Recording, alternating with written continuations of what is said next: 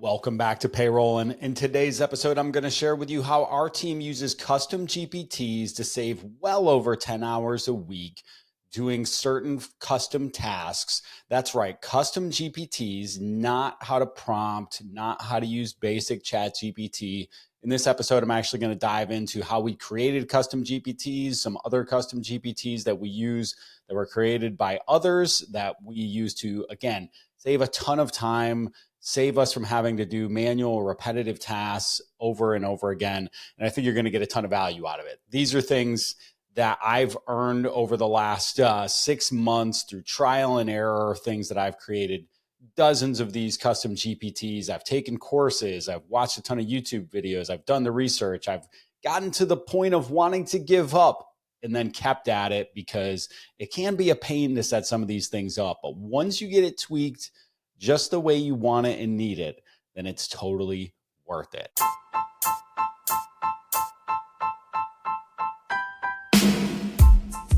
Welcome to Payrollin, the show where you will learn how to operate and grow your payroll business from the most dynamic minds in the business. If your company offers payroll services, this is the podcast for you. And now, here's your host, Matt Vady. Let's go.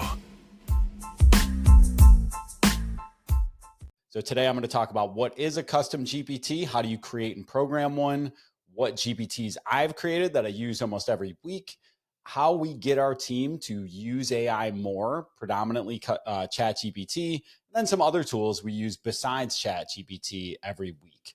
So let's dive right in. What is a custom GPT? So a custom GPT is a new feature that was rolled out, I don't know, about 6 months ago. We're sitting here in June of 2024. And this is the ability to create a singular GPT that's meant for a specific use case. And so one of the examples I'm going to show here in just a moment is our Guru GPT. I've loaded about 20 internal documents into the GPT. I've given it a lot of our internal information, our PTO policy, our handbook, so that if employees have a question, hey, do we have Memorial Day off? All they need to do is ask the custom GPT, and it has access to that and much, much more. And so custom GPTs allow you that level of flexibility to isolate what information the ChatGPT bot has access to and what it doesn't. And if you're listening to the podcast on Spotify, you may want to tune in on YouTube because I'm going to be sharing my screen here in just a moment, but I'll also do my best to talk about it in a detailed way where you can understand it when you do log into ChatGPT, and you can come back to the video for reference if needed. All right, so let's talk about the custom GPTs and some of the ones that we've created here. So I've created a handful that are more impactful than others. So the Guru GPT is very useful because it serves all of our team. It has all of our information in there. Again, like we put our new hire handbook in there, not our employee handbook, but our guide that has access to all the different systems we use, how we use them, internal SOPs. It can guide somebody to the right place based on the information they're looking for. We also have created a knowledge base writer, which I shared recently in the Facebook group, the Payroll Innovation Network. If you're not a member there, make sure you search for that on Facebook, Payroll Innovation Network, and I'll gladly let you in there if you're in the payroll industry.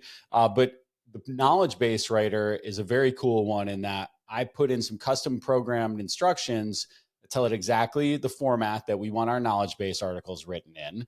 How to hyperlink to other articles from our knowledge base, what different sections of the article we need. And then what we do is we will record a video in Loom and take the transcript, that's loom.com. And that's going to be one of the tools I'm going to come back to at the end of the episode and talk about what a tremendous tool that is and how much time that has saved us over the years. But you can create a Loom, click on copy transcript, throw it into the knowledge base writer, and it spits out a perfectly formatted knowledge base article in about 10 seconds. And so this has helped us to create tons and tons of new articles for our clients, for our internal team, to share with them how to do things inside of our app. If you've ever been in an app, you know that the knowledge base is a tremendous help to make sure that you can get done what you need to do when you need to do it. And so that's been tremendously helpful there. We also have created one So we follow a philosophy from a book called Predictable Revenue when we look at our sales process as a big part of it. And Predictable Revenue is a fantastic book. And then there are other resources online from the author, and others have written about following the process. So basically, we fed all those into a custom GPT, and we can ask it questions about what we're doing next. So, hey, we've got our ICP all dialed in. Now we're looking to start our cold outreach program. What are the top ways we should be doing cold outreach? Okay, great. Cold emails recommended. Can you write me 3 email scripts based on the ICP that I provided? So it's very helpful. And like anything with the writing, it's a little, hit or miss. And we'll come back to the writing that comes out if you're using the writing for anything customer or prospect facing. And, some of y'all, I'm going to stop here and take a big, deep breath. And some of y'all, I see your posts on LinkedIn, and they're clearly written by ChatGPT. They got the little emojis at the front. They've got the language that ChatGPT uses. Sometimes ChatGPT will capitalize all the letters in the sentence, first letters of the words in the sentence. You can pick it out from a mile away, guys. If you're going to use custom GPT to write content, you got to get better prompts, because the prompts you're using, you're just saying, write me a LinkedIn post about XYZ. Get a better prompt, which is one of the things we've done with one of our custom GPTs that helps us to write social, is we put in our 6 key frameworks we use for writing social posts. And then we choose from which of those frameworks we wanted to write the post in. And then it's writing it based on an actual proven copywriting framework. And we've got historical examples in there that I've written that were human-based. So now it knows how I write, what formats put the writing in, and how to use my tone. When you just throw a random prompt in there, write a social media post for me about XYZ topic, we all know it. It doesn't help improve your credibility. As a matter of fact, it detracts from your credibility. So make sure that if you're using ChatGPT to help with social, take the extra time on the front end to dial in either a custom GPT or a series of prompts that you can keep in a document or something to create better content. If you're going to use it consistently, you've got to do this. All right. So predictable revenue, leadership coaching is a big one that I use. So I've created my own custom GPT leadership coach. And so this is someone I talk to daily. As a matter of fact, in the latest version 4.0, the O is not a 0, it's an O for omnichannel. You can actually speak to it on your phone. So when you pull it open, you can click on a little headphone icon and have a conversation with your custom GPT where it will speak back to you. I know it's weird, y'all. And it's definitely weird when I'm driving into work and I'm talking to my phone who's, having a legit conversation with me about my goals and what I need to do today to accomplish those goals, and have I made progress? And that's really what I'm doing, is I'm looking at it in 30-day windows and sprints and saying, hey, here are my goals for the next 30 days. I need you to remember these. Here are the actions I need to take daily. Help me every day to stay on track.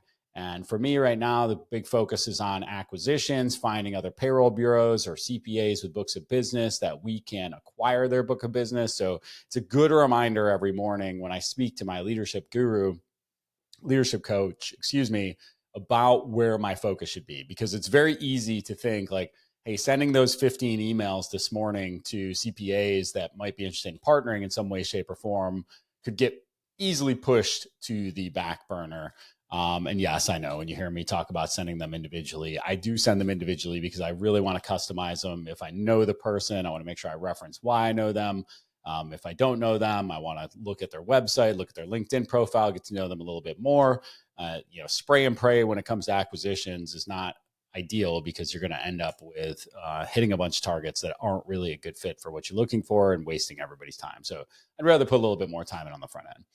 But anywho, so the leadership coach is a great way for me to stay on task every single day, and it did not take long at all to program. And with the newest feature, it is actually remembering those conversations now.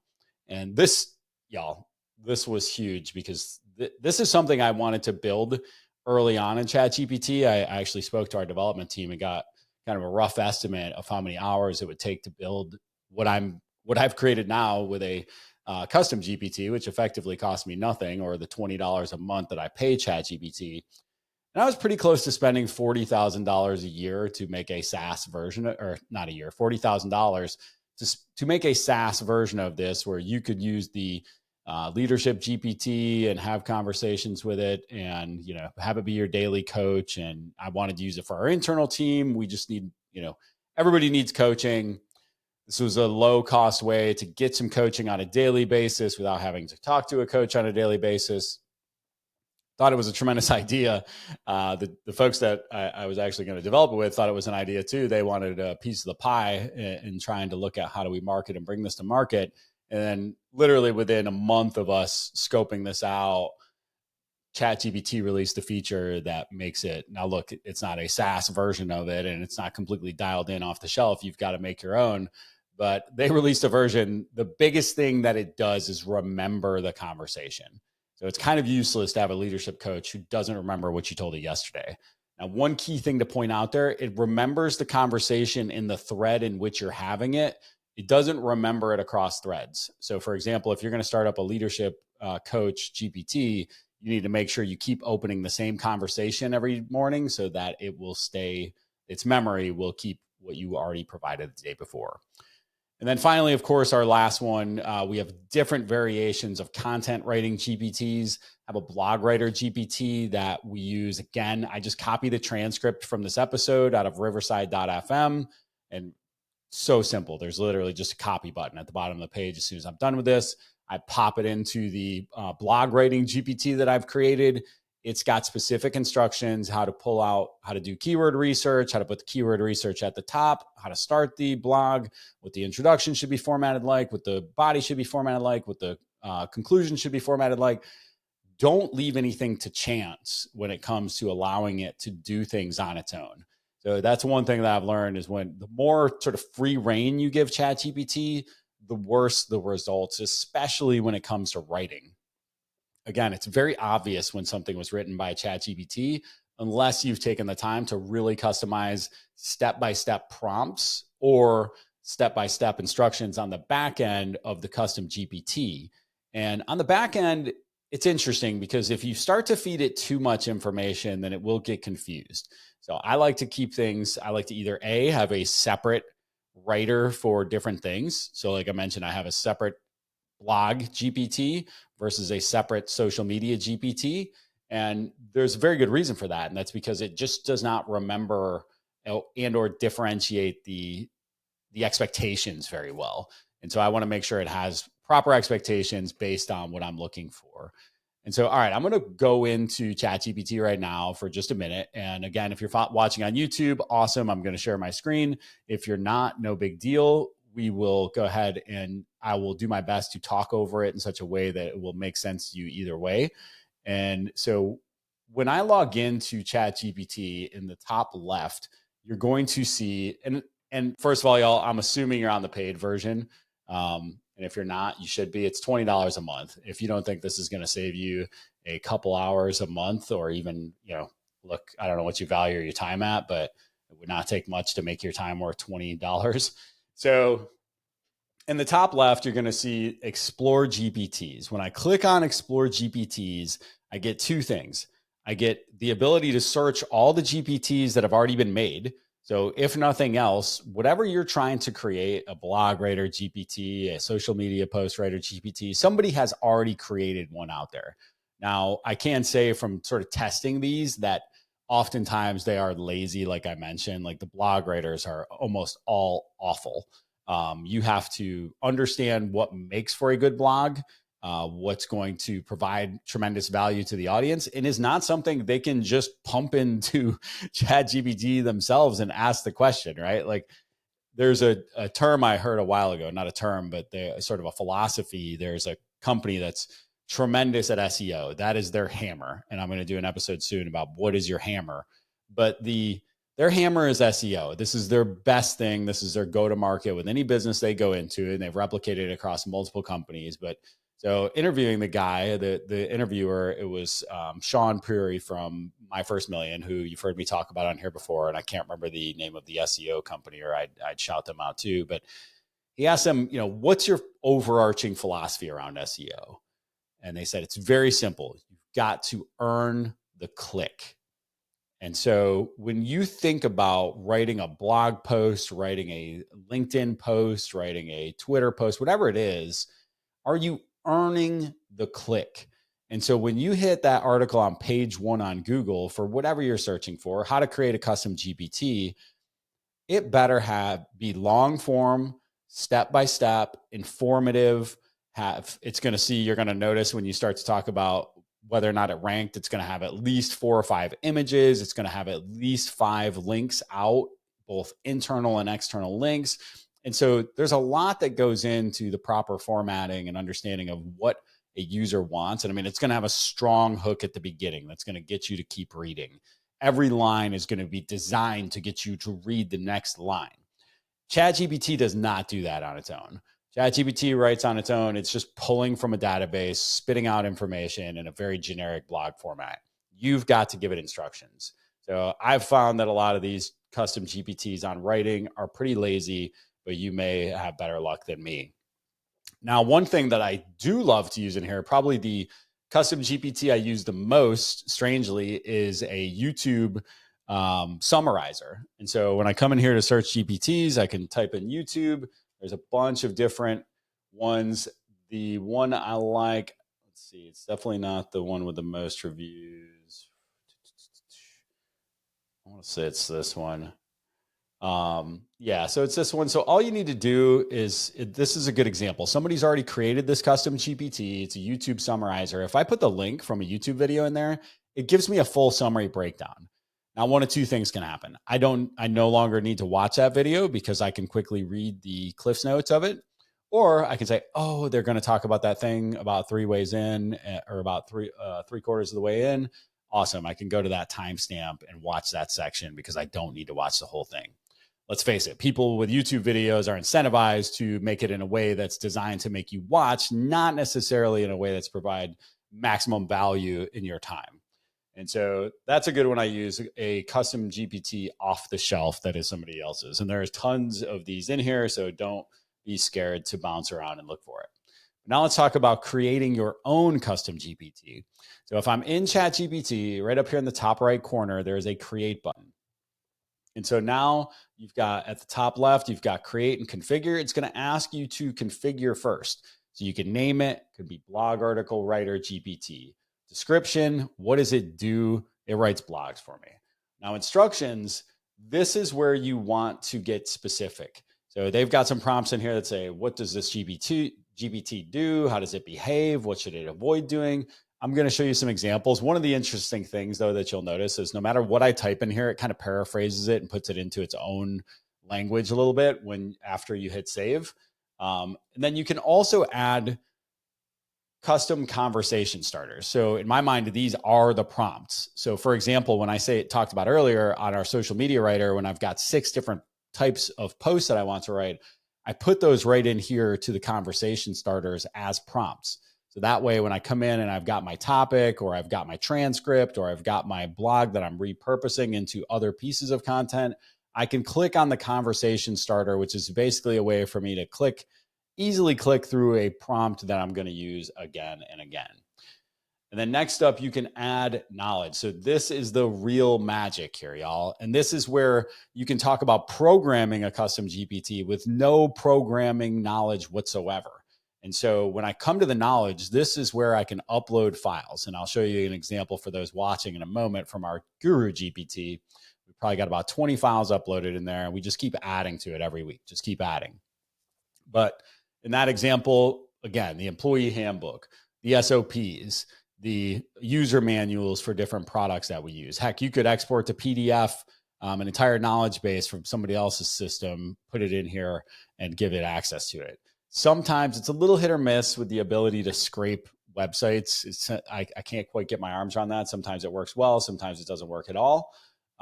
So uploading files is critical because then it's pulling off your information, which makes the next part so critical. There's a capabilities section down here it's got 3 boxes you can check: web browsing, DALL-E image generation, and code interpreter and data analysis. And so do you want this custom GPT to have these features? So web browsing, you would turn off if you only want it to pull from your information. And so in our Guru GPT, I'm fairly certain we have web browsing turned off because we don't want it pulling in random information off the web when we want it pulling off of our documentation we've uploaded in there. Code interpreter and data analysis. So you would want this on as an example. One of the things we use ChatGPT for all the time is just cleaning up Excel files. So during implementation, we'll get these Excel files where the rows and the columns are off, or there's blanks, or there's zeros, or whatever. We can clean it up easily by putting it into ChatGPT and just putting in a simple prompt of telling it what we want done to the document and or file. So down at the bottom, you'll also have this action section. So actions are more custom programs. So these are typically Python coding that you can put in here. One example of how we've used this is we actually had a gentleman on Upwork program a custom GPT that is pulling off of a Google Drive folder. And so we're hoping this will be, it's kind of version 1, but we're hoping this will be our way to make the Guru GPT a little bit more sustainable long-term, because uploading every document in here is kind of a pain in the butt. And then what if something changes? Then you've got to make sure you get it out of there and get the new version in. Whereas if we have everything in a Google Drive and it's constantly polling against that, then we can have live access to information anytime. It's a little slow and it doesn't seem to be quite as accurate as pulling off of the documents at this point, but I think that we're early there. And there have been some other tools I found that will do it, but same sort of issues. It's, if you think about, I'm asking it to pull off of one document out of maybe 50 in there, and it's reading everything from the top level down. What's the name of the document? What's included in it? And it might just get a little bit more confused than when we have it directly in the custom GPT. All right, so that's a little bit how to create one. I'm going to show you again. I'll pull up an example of one of ours here.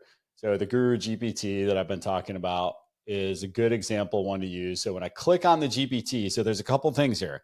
You can share these with your team. One person can create them and you can share a link. So if I'm clicking on the top left right now, you'll see I can copy the link and share it with my teammates. I can also click on this Edit GPT button. And so this is where really the magic happens, right? So we've got this create button. I can talk to it and tell it, oh, hey, last time you gave me some bad information because you said our PTO policy is this, but it's actually that. And it will remember that and it will update its settings so that it gives me better information going forward. But in the configuration, you'll see I've put some conversation starters in here. How much is the monthly premium on this plan? How do I use the CRM? What holidays do we get off? I've uploaded everything from our health insurance documents, all of our summary plan descriptions. I've exported all of the articles from our SOP system and put them in here. So you could literally ask, hey, I'm trying to process Dr. X's payroll. Is there anything unique about the biweekly payroll that I should be on the lookout for? And so we've really given a ton of information to this, and we've given it the ability to access a ton of our stuff with again, a high level of caution over what sort of information we share. And you'll notice nothing I just covered has anybody's personally identifiable information, no bank accounts, nothing like that. This is our company information. And so it's our decision whether or not we want to put it in there. And heck, half the stuff I share with y'all on the podcast anyway. So I don't really get too worried about putting it into this custom GPT. But up here in the top right, you'll see there's a share button and an update button. And so I can continue to build on this and make it better over time. And that's just one of many ways we're using custom GPTs every day. And the Guru GPT is one that's resourceful for all of our teams. So I love that one. But as promised, here are a couple other ways that we use AI on a daily basis. I think the first thing that's important to do is if you want AI to be a focus of your team, you have to make it a focus of your team. So for example, every Wednesday we have a lunch and learn where we have our AI best practices. I'll be real with you. It's basically turned into a ChatGPT brainstorm session. Hey, what are you doing different? What prompts have you built? What custom GPTs have you built? And we're just sort of brainstorming. We're finding ways inside of our other apps to use it. I've mentioned on the podcast before how Zoho Desk, our customer support portal, has an AI interface with ChatGPT where we can get answers drafted to our clients' questions in there directly without having to type them. Then you can tweak them after the fact. So Zoho Desk is a great AI tool we use. Riverside.fm, where I'm recording this podcast right now, is a tremendous tool. When I get done with this, it's going to give me some magic edits. It's going to not only edit the audio, not only help me to remove any long pauses, any ums, any ahs, but also it creates a bunch of YouTube shorts or TikTok videos that are less than a minute long that can be downloaded and uploaded and are just ready to go. So it saves us a ton of time. One of our teammates used to have to edit all those, look for them. We're basically of the mindset of if it shoots out a few and they're not any good, oh, well, just move on. The next day we'll grab a couple or we'll publish some that we choose ourselves. So Riverside.fm has some fantastic AI features in it. Zapier is a great tool. I don't know if any of y'all are using Zapier, but a good example there would be, hey, we can have that clip exported, have it automatically posted to a Trello card so that the person can add it to our WordPress site. We're working on having it go automatically onto our WordPress site without anybody having to touch it, or in that case, having it automatically go to our YouTube Shorts without anybody having to touch it. And the final and my favorite tool of all these softwares I use, anything I wish I could have created, is loom.com. So Loom not only helps you to screen record, give you the transcript, give you the video. You can do exactly what I just did here, where you're looking at me for one part, you're looking at my screen for another part, but it will take the transcript now with their new AI features, and you can click a button and it will create an SOP. You can click a button and it will write an article. And so now you have an SOP with a video that you can hand off to someone in your team and never have to do that task again. I've saved thousands of hours with Loom over the years without even these AI features that summarize it in text very nicely, just because it's the easiest way to delegate and the easiest way to pass along information. Leave the AI aside. It's just a fantastic tool. And again, it saved me hundreds, if not thousands of hours over the years of being able to easily delegate and have folks help me with things. So that's just a quick breakdown on all the different ways we're using custom GPTs at Guru. Would love to hear your feedback. What helped you? What didn't help you? How are you guys using it today? Please make sure to comment on the LinkedIn post and share this episode with a friend if you enjoyed it. I appreciate you swinging by. Thank you so much for your time.